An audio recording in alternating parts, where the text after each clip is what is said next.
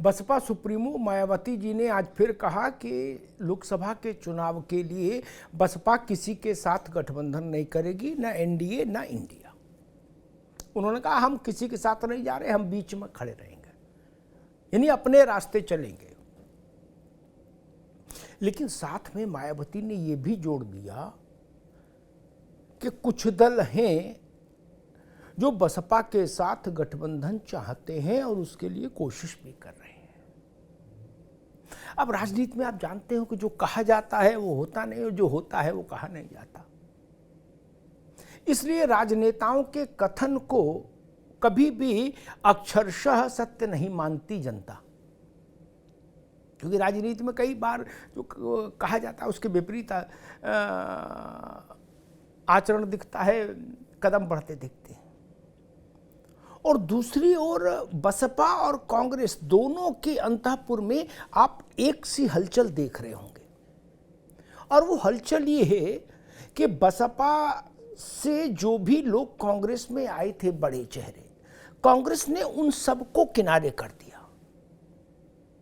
जाहिर सी बात है, जो लोग बसपा छोड़कर कांग्रेस में आए थे वो मायावती जी की नाराजगी के पात्र थे। मायावती उनसे नाराज थे, चाहे नसीमुद्दीन हो, चाहे ब्रजलाल खाबरी हो, चाहे नकुल दुबे हो। क्या यह संयोग है कि कांग्रेस ने तीनों को घर बैठाल दिया? कोई तो कारण रहा होगा। ब्रजलाल खाबरी दलित हैं, नसीमुद्दीन मुसलमान हैं, नकुल दुबे ब्राह्मण हैं, फिर तीनों को घर बैठाल दिया। तीनों मायावती जी के करीबी थे, जिसमें नसीमुद्दीन तो बहुत ही करीबी थे। और बसपा ने भी इमरान मसूद और उनके परिवार को किनारे कर दिया, पार्टी से बाहर ही कर दिया। बहन जी क्या तो फिर कि वो घर नहीं बैठालती, वो तो पार्टी से ही बाहर कर देती, बाहर कर दिया। क्यों? इमरान मसूद ओरिजिनली मसूद का परिवार कांग्रेस का है। काजी रशीद मसूद कांग्रेस के ही नेता थे। बाद में इमरान मसूद तमाम पार्टियों में घूम आए, सपा बसपा में, लेकिन मूलतः वो कांग्रेसी हैं और फिर कांग्रेस में जाने के प्रयास करेंगे ऐसा लग रहा। तो उनको मायावती ने किनारे क्यों कर दिया?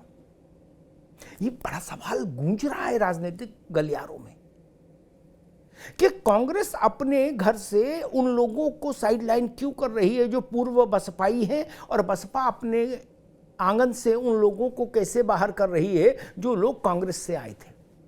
इसके पीछे कोई संयोग है कि कोई प्रयोग है?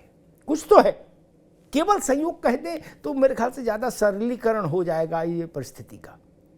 सियासत में इतना सरल भी कुछ नहीं होता। तो वो क्या है उसको पकड़ना बहुत जरूरी है। और तीसरी एक जो परिदृश्य है वो ये कि मान लीजिए मायावती जी अपने कहे पर कायम रह गईं।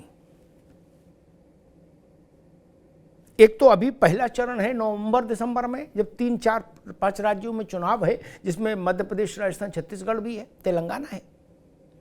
उन राज्यों में बसपा किसी के साथ अलायंस नहीं करेगी, यानी अकेले लड़ेगी। अकेले लड़ेगी तो कांग्रेस के लिए मुसीबत पैदा करेगी ना।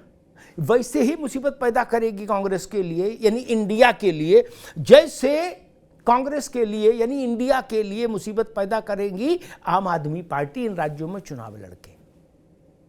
तो इसका लाभ किसे होगा? कांग्रेस की मुसीबत is equal to BJP gain, Bhajpa का लाभ है ना, इसको भी समझिए। और लोकसभा के चुनाव में अगर मायावती जी की पार्टी अकेले लड़ी चुनाव, तो अभी एक क्षण के लिए छोड़ दीजिए कि मायावती जी की पार्टी को कितनी सीट मिलेंगी, लेकिन उनको वोट तो हर सीट पर मिलेगा उत्तर प्रदेश में। जीते वो कितनी, वो अलग विषय है, लेकिन कोई भी सीट ऐसी नहीं होगी जहां मायावती की पार्टी को 1000, 2000, 10,000, 20,000 वोट ना मिले। वो वोट किसको चोट करेगा? बड़ा सवाल ये है। लोकसभा के चुनाव में उत्तर प्रदेश में मायावती के उम्मीदवारों को मिला हुआ वोट किसको चोट करेगा? एनडीए को, इंडिया को? ये बड़ा सवाल है।